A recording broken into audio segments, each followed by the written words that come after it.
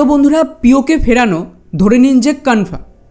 কেননা গত 20 দিনে যা ঘটেছে তা আপনার চোখ কপালে তুলে দেবে যে পর্দার পেছনে কতটা ভয়ঙ্কর পরিকল্পনা করছিল ভারত। গত 5ই সেপ্টেম্বর মানে সপ্তাহ দুয়েক আগে ব্যাক টু ব্যাক বেশ কয়েকটা আমেরিকান সেনার C-17 বিমান আচমকায় পাকিস্তানের নূর খান এয়ারবেসে নামতে শুরু করে দেয়, যেখানে দাবি করা হয় যে পাকিস্তানের সমস্ত নিউক্লিয়ার মিসাইল লুকোনো আছে। এবং তারপর আচমকায় এই সমস্ত বিমানে করে কিছু একটা লোড করিয়ে আবার কয়েক ঘন্টা পর ফিরে যায়। ইন্টারেস্টিং ব্যাপার হলো, এই ঘটনার মাত্র কিছুদিনের মাথায় পাকিস্তানের PM তড়িঘড়ি সৌদিতে পৌঁছে যায় আর ওখানে গিয়ে সৌদির সাথে এমন একটা চুক্তি করে যা সকলকে অবাক করে দিয়েছে। কেননা এই চুক্তির আওতায় সৌদি এখন থেকে পাকিস্তানের যেসব নিউক্লিয়ার হাতিয়ার তার অ্যাক্সেস পেয়ে যায়, অর্থাৎ পাকিস্তানের নিউক্লিয়ার হাতিয়ার সৌদিতে মুভ করানো হবে এবং এর বিনিময়ে চুক্তি হয় যে পাকিস্তানে অ্যাটাক হলে সেটা সৌদির ওপর হামলা মানা হবে। এবার আশ্চর্যজনক বিষয় হলো, এটা আপাত দৃষ্টিতে ভারতের বিরুদ্ধেই ধরা উচিত, কিন্তু যদি ভারত সরকারের বয়ানগুলো দেখেন সাফ বোঝা যাচ্ছে এটা নিয়ে ওরা অ্যাকচুয়ালি চিন্তিত নয়। মনে হচ্ছে যা হয়েছে ভারত আগে থেকেই জানত। আর সবচেয়ে গুরুত্বপূর্ণ ব্যাপার, এই চুক্তিটা হয়েছে কবে জানেন? 17ই সেপ্টেম্বর, মানে যেদিন PM মোদির জন্মদিন ঠিক সেই দিন এই চুক্তি হয়। অর্থাৎ এটা PM মোদির জন্য একটা গিফট ছিল বলতে পারে। এখন গত 2 সপ্তাহে যখন আমেরিকা, সৌদি আর পাকিস্তানের ভেতর এইসব হচ্ছিল, তারপর অল অফ সাডেন আমাদের রক্ষামন্ত্রী এমন একটা বয়ান আসে যার থেকে পরিষ্কার যে যা কিছু হচ্ছে তা ভারতের পরিকল্পনার একটা অংশ। রক্ষামন্ত্রী রাজনাথ সিং গতকাল মরক্কোর ভিজিট করেন। ওখানে গিয়ে উনি দাবি করেন আজ থেকে 5 বছর আগে মানে 2020 সালের আশেপাশে উনি সাফ জানিয়ে দিয়েছিলেন যে পিওকেতে হামলার দরকার নেই, ওটা এমনিতেই ভারতের সাথে জুড়ে যাবে। আর ফাইনালি এখন তার সময় চলে এসেছে। এখন রক্ষামন্ত্রীর এই বয়ানটাকে যদি সৌদি আর পাকিস্তানের ডিলের সাথে মেলানোর চেষ্টা করে বা আমেরিকার বিমান বাহিনীর এইভাবে নূর খান এয়ারবেস থেকে কিছু একটা নিয়ে যাওয়ার খবরকে মেলান, তাহলেই বুঝতে পারবেন যে এখানে কিছু একটা বড় গেম চলছে। কারণ আপনিই বলুন যে পিওকে ভারতের সাথে নিজে থেকে কিভাবে মিলবে? আপনাদের মনে হয় যে পাকিস্তান থালায় সাজিয়ে ভারতকে এটা দিয়ে যাবে? কোনো দিন না। তাহলে রাজনাথ সিং জোর দিয়ে কিভাবে বলছে যে এর সময় হয়ে গেছে? তাহলে এর মানে কি আমেরিকার বিমান বাহিনী পাকিস্তানের নূর খান এয়ারবেস থেকে কোনোভাবে পাকিস্তানের নিউক্লিয়ার হাতিয়ার সরিয়ে নিয়ে গেল, আর সৌদি আরব ভারতের কথাতে পাকিস্তানের বাকি নিউক্লিয়ার নিজের দেশে মোতায়েন করাচ্ছে, যাতে নেক্সট হামলা হলে পাকিস্তান নিউক্লিয়ার ব্যবহার করতেই না পারে। এবং এই জন্যই এই চুক্তি সেই দিন করা হয় যেদিন PM মোদির বার্থডে ছিল। আর যদি তাই হবে তাহলে এতে পাকিস্তান রাজি কেন হবে? এবং এই সব কিছুর সাথে ভারতের ক্রিকেট ম্যাচ খেলা আর রাজনাথ সিংয়ের বয়ানের কী সম্পর্ক, সবটাই জানবো আজকের এই ভিডিওতে। ভিডিওর শুরুতেই একটা বিষয় স্পষ্ট জানিয়ে দিই, তবেই আসল রহস্য বুঝতে পারবেন এখানে কি হচ্ছে। আর তা হলো, পাকিস্তান একটা আর্টিফিশিয়াল দেশ যাকে আমেরিকা আর সৌদি আরব তৈরি করেছে নিজেদের স্বার্থে। এবং সবচেয়ে গুরুত্বপূর্ণ বিষয়, পাকিস্তানের যে নিউক্লিয়ার মিসাইল এটা পাকিস্তানের নয়, বরং আমেরিকা আর সৌদি আরবে। এখন ডেফিনেটলি এটা শুনে আপনাদের মনে হবে যে কী পাগলের মতন বকছে, এর কি কোনো প্রমাণ আছে? সেটাই আমি আপনাদের দেখাতে চলেছি। 1970-এর দশক থেকেই সৌদি আরব অফিসিয়ালি পাকিস্তানের নিউক্লিয়ার হাতিয়ার তৈরিতে ইনভেস্টমেন্ট করছিল, যার ওপর যদি আপনারা উইকিপিডিয়াতেও যান একটা পুরো পেজ আছে।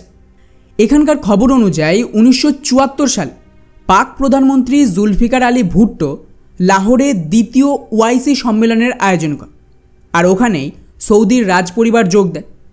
এবং এখানে পাকিস্তান সৌদিকে জানায় যে ইহুদি ইসরায়েল আর হিন্দু ভারত দুজনেই কিন্তু পরমাণু হাতিয়ার তৈরি করছে। এক্ষেত্রে মুসলিম বিশ্ব রক্ষার জন্য ওদেরও নিউক্লিয়ার হাতিয়ার প্রয়োজন। আর এখান থেকেই ভয় পেয়ে সৌদি আরব পাকিস্তানকে আর্থিক সাহায্য দেয় নিউক্লিয়ার তৈরির জন্য। আর এটা শুধু উইকিপিডিয়া নয়, আমেরিকান গোয়েন্দা সংস্থা CIA ডকুমেন্টসেও রয়েছে। এটা আমেরিকান সরকারের ফাইলের একটা অংশ যা 2006 সালে ওরা পাবলিক করে দিয়েছে। আপনারাও চাইলে গিয়ে পড়তে পারেন। এখানে খেয়াল করুন, তারিখ হলো 19 জানুয়ারি 1981 সাল, পেজ নাম্বার 13। স্পষ্ট ভাষায় লেখা রয়েছে যে সৌদি আর পাকিস্তানের মধ্যে নিউক্লিয়ার হাতিয়ার তৈরিতে $800 মিলিয়ন চুক্তি হয়েছে, যার মধ্যে অলরেডি $250 মিলিয়ন সৌদির তরফ থেকে পাকিস্তানকে দেওয়া হয়ে গেছে। এছাড়াও একাধিক ডিটেলস রয়েছে এই রিলেটেড। ওদিকে এরপর 2013 সালে এটাকে নিয়ে ব্রিটিশ মিডিয়া BBC পর্যন্ত রিপোর্ট পাবলিশ করেছিল যে সৌদি আরব অ্যাকচুয়ালি পাকিস্তানের এইসব নিউক্লিয়ার হাতিয়ার তৈরির জন্য টাকা দিয়েছিল। মানে পাকিস্তানের নিউক্লিয়ার হাতিয়ারের মাস্টার মাইন্ড অ্যাকচুয়ালি সৌদি আরব।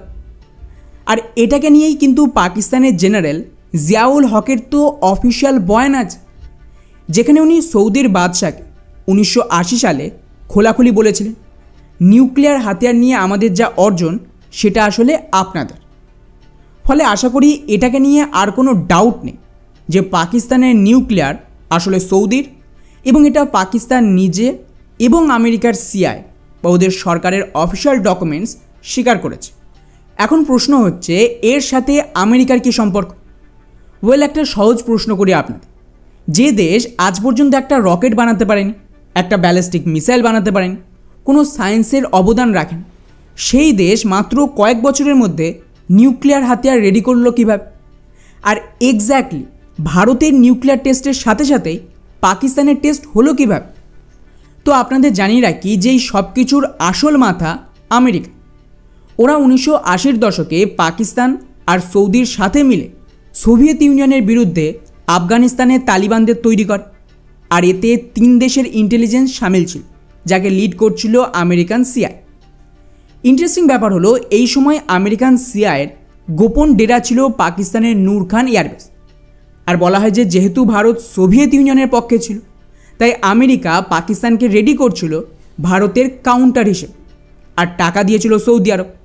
বলা হয় যে অ্যাকচুয়ালি পাকিস্তান কিন্তু নিজস্ব কোনো নিউক্লিয়ার টেকনোলজি তৈরি করেনি, বরং এটা আমেরিকার নিউক্লিয়ার ছিল, যা ওরা পাকিস্তানের নূর খান এয়ারবেসে মোতায়েন করে। এখন আপনি বলতেই পারেন যে ভাই এর প্রমাণ কী?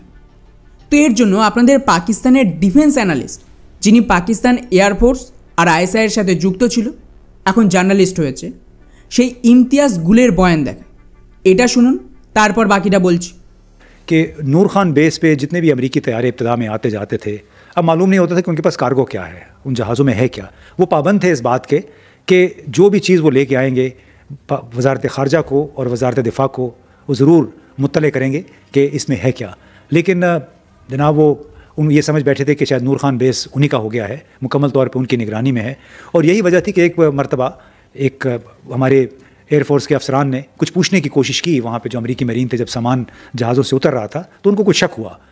जब शक हुआ तो उन्होंने पूछा कि है क्या, तो उसने कहा कि सॉरी हम आपको ये नहीं बता सकते, तो हमारा अमेरिका का सामान है। तो जब हमारे अफसरान ने थोड़ी सी मुज़ाहमत की तो अमरीकी मुहाफ़िज़ ने या मरीन ने पिस्तौल निकाल लिया, सब पे पिस्तौल तान लिया कि आपको इस बात का कोई इख्तियार नहीं है, you are not authorised to ask this question. तो শুনলেন, ওনার দাবি অনুযায়ী আমেরিকান সেনাবাহিনী আর সিআইএ পাকিস্তানের এই নূর খান এয়ারবেসকে নিজেদের কন্ট্রোলে রেখেছিল, আর বহুবার আমেরিকা থেকে কিছু গোপন সাপ্লাই নিয়ে আসত যা এই বেসে মোতায়েন। এগুলি এক্স্যাক্টলি কী তা জানার অধিকার ওখানকার অফিসারদেরও ছিল না। একসময় তো এক পাকিস্তানের অফিসার এটা জোর করে জানার চেষ্টা করল, আমেরিকার সেনা পাকিস্তানের বায়ুসেনার এই অফিসারের মাথায় বন্দুক ঠেকে হুমকি দেয় যে এইসব জানার অধিকার ওদের নেই। আর আজকের দিনে তো এটা কনফার্ম যে নূর খান এয়ারবেসেই পাকিস্তানের নিউক্লিয়ার হাতিয়ার ছিল, আর ওখানে এই 90-এর দশকে আমেরিকার সেনাবাহিনী কিছু একটা গোপনে মোতায়েন শুরু করে। আর তারপর যেই ভারত নিউক্লিয়ার টেস্ট করে, সাথে সাথে ওদিকে পাকিস্তানেরও নিউক্লিয়ার টেস্ট।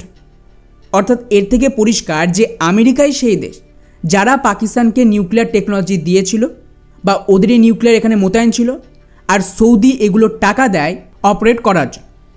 এবারে ফিরে আসুন আজকের সময় এবং লেটেস্ট যে অপারেশন সিঁদুরের ঘটনা তাকে একটু বিশ্লেষণ করুন এবং এই ঘটনার সাথে লিঙ্ক করার চেষ্টা করুন। ভারত লাস্ট অ্যাটাক করেছিল কোথায়? নূর খান এয়ারবেস। আর এখানে হামলা করতে একটু মনে করুন আমেরিকান সরকার ছুটে আসে। পিএম মোদিকে আমেরিকার যে ভাইস প্রেসিডেন্ট জেডি ভ্যান্স তিনি তড়িঘড়ি ফোন করেন এবং তার পরের দিনই আচমকায় ভারত হামলা থামিয়ে দেয়। যাকে নিয়ে ভারতের মেজরিটি সরকারের ওপরে খেপেছিল। কিন্তু একটা বিষয় লক্ষ্য করেছেন, পিএম মোদি থেকে শুরু করে মোটামুটি সকলে সেম বয়ান দিয়েছে ভারতের তরফ, যে অপারেশন সিঁদুর এখনও থামেনি, বরং চলছে। দুদিন আগেও তো রাজনাথ সিং এই ধরনের বয়ানই দিয়েছে। এখন স্বাভাবিকভাবেই প্রশ্ন উঠছে যে কী আছে এই নূর খান এয়ারবেস, যাকে পাকিস্তানের নিজস্ব লোকজন বলছে যে আমেরিকা কন্ট্রোল করত, আর 90-এর দশকে কিছু একটা ওরা মোতায়েন করেছিল। আর ওখানে হামলা হতেই কেনই বা আমেরিকা এইভাবে পাগলের মতন ছুটে আসে আর ট্রাম্প ভারতের বিরুদ্ধে চলেছে?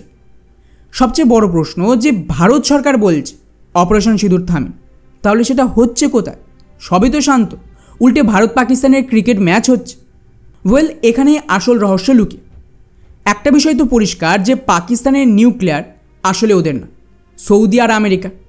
এবং সৌদি আর আমেরিকা না চাইলে পাকিস্তান এটা ব্যবহার করতে পারবে না। এখন আচমকায় নূর খানে হামলার পর যেভাবে আমেরিকা ভারতের কাছে ছুটে আসে আর প্রধানমন্ত্রী এই হামলা থামিয়ে দেয়, তার মানে ডেফিনেটলি এখানে কিছু একটা ডিল সেই রাতে হয়েছিল, আর তার বিনিময়ে ভারত এই হামলা থামিয়েছে। তো খুব সম্ভবত এখানে আমেরিকার সৌদি পাকিস্তানের ডিনিউক্লিয়ারাইজেশনে রাজি হয়েছিল, এবং এর আওতায় কিছুদিন আগেই আমেরিকার মিলিটারি বিমান এই নূর খান এয়ারবেসে মোতায়েন হয় আর কিছু একটা লোড করে সরে পড়ে। যদিও এটাকে পরে ধামাচাপা দেওয়ার জন্য আমেরিকার অফিসিয়াল বয়ান আসে যে ওরা তো পাকিস্তানের জন্য ত্রাণ নিয়ে এসেছে, কিন্তু এমনটা নয়। আর আমি অবাকও হব না যদি এই বিমানে করে অ্যাকচুয়ালি নিউক্লিয়ার ওয়ারহেডকে সরানো হয়ে থাকে, কারণ ভারত নূর খানে অ্যাটাক করে বুঝিয়ে দিয়েছিল আমেরিকাকে যে আমরা নিজেদের প্রয়োজনে আমেরিকার অ্যাসেটসকেও ধ্বংস করে দেব। আর ডটগুলো কানেক্ট করে, আমেরিকার বিমান বাহিনী নূর খান এয়ারবেস থেকে চলে যাওয়ার সাথে সাথে পাকিস্তানের পিএম কোথায় ছুটে যায়? সৌদিতে। ওখানে এই প্রথমবারের মতন একটা ডিল হলো, যার আওতায় অফিশিয়ালি পাকিস্তান তাদের নিউক্লিয়ার সৌদিতে শিফট করেছে। আর এটা কিন্তু পাকিস্তানের রক্ষামন্ত্রী নিজে বলেছে যে এই ডিলে নিউক্লিয়ার চুক্তি সামিল ছিল। তবে সবচেয়ে ইন্টারেস্টিং বিষয়, যেটা আমার জন্য খুব বেশি গুরুত্বপূর্ণ মনে হয়েছে, সেটা হলো সৌদি আর পাকিস্তানের এই যে চুক্তি হয়েছে, এটা হয়েছে 17ই সেপ্টেম্বর, সেম দিন যেদিন পিএম মোদির জন্মদিন ছিল। আর সৌদির প্রিন্স এমবিএসের তরফ থেকে জন্মদিনের শুভেচ্ছা আসেনি, শুধুমাত্র এই ডিল সাইন করা হলো। অর্থাৎ এটা বললে খুব একটা ভুল হবে না যে এটাই পিএম মোদির জন্য একটা বার্থডে গিফট ছিল। অর্থাৎ সহজ ভাষায় বললে আমেরিকা নিজেদের অ্যাসেটস হয়তো সরিয়ে নিয়ে গেছে, আর বাকি যে নিউক্লিয়ার ওয়ারহেড যা তৈরির জন্য সৌদি হয়তো ফান্ড করেছিল, তাকে অফিশিয়ালি সৌদিতে সরানো হচ্ছে, কারণ সৌদিরও থ্রেট রয়েছে ইসরায়েল থেকে। কিন্তু পাকিস্তানের কিছু গ্যারান্টি তো চায়, তাই এখানে সৌদি আরব পাকিস্তানের সিকিউরিটির গ্যারান্টি দিল যে যা হবে আমরা দেখে নেব।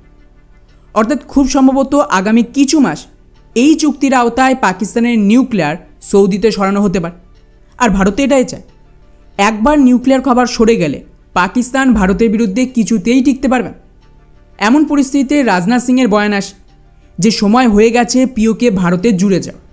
অর্থাৎ ভারত যা ডিল করবে সেটা ডেফিনেটলি পাকিস্তানের সাথে তো নয়, বরং সৌদি আরব আর আমেরিকার সাথে, কারণ এরাই পাকিস্তান তৈরি করেছে আর পাকিস্তানকে কন্ট্রোল করে। এখন মজার ব্যাপার দেখেন যে একদিকে এইসব যখন হচ্ছে, তখন জনগণের অ্যাটেনশন ঘোরানো হয় কোথায়? ভারত পাকিস্তানের ম্যাচ। সকলে কিন্তু ভারতে এই ম্যাচটা নিয়ে সরকারের বিরুদ্ধে, এমনকি কট্টর যারা সরকারের সাপোর্টার তারাও এটার বিরোধিতা করছে। আর এটা কি ভারত সরকার জানে না? ডেফিনেটলি জানে, তাও এই ম্যাচ হয়েছে। এবং আমি গ্যারান্টি ভারত সরকার যদি না চাইতো তাহলে বিসিসিআইয়ের ক্ষমতাই হতো না পাকিস্তানের সাথে ক্রিকেট ম্যাচ খেলা। এবং যখন সকলে এই কন্ট্রোভার্সি নিয়ে ব্যস্ত রয়েছে যে ভারত সরকার কেন ক্রিকেট ম্যাচ খেলছে, সেই ফাঁকেই খেয়াল করুন সৌদি আর পাকিস্তানের নিউক্লিয়ার ডিল হয়ে গেছে। অর্থাৎ এই সবটাই পরিকল্পনা মাফিক। এবং এখানেই শেষ না, ইন্টারেস্টিং ব্যাপার হলো পাকিস্তান এখন তাদের টেরার যে ক্যাম্প ছিল, যেগুলো পিওকের ভেতরে ছিল, রিপোর্ট দেখেন সেগুলিকে শিফট করছে খাইবার পাখতুনখোয়া আর বালুচিস্তানে। এটা জরুরি পিওকে হ্যান্ডওভার করার আগে, তা না হলে মারাত্মক কেওয়াস হবে। এবং আমি অবাকও হব না যদি আগামী কিছুদিনের মধ্যে আবার আননোন গানম্যানের অ্যাকশন শুরু হয় পাকিস্তানের ভেতর। আর খেয়াল করবেন বেশিরভাগ আননোন গানম্যান হয় তালিবানদের না হলে বালুচদের। আর ওদের মেন ডেরা কোথায়? এই খাইবার পাখতুনখোয়া আর বালুচিস্তানের আশেপাশে। আর ওই সাইডেই কিন্তু এই সমস্ত টেরার ক্যাম্প সরানো হল। অর্থাৎ ভারতের অপারেশন সিঁদুর অ্যাকচুয়ালি সত্যি চলছে, কিন্তু যেরকমটা আমরা ভেবেছিলাম সেই রকম নয়, বরং তার চেয়েও মারাত্মক। আর এর ফলাফল কতটা মারাত্মক সেটাও ডেফিনেটলি খুব তাড়াতাড়ি গ্রাউন্ডে দেখা যাবে।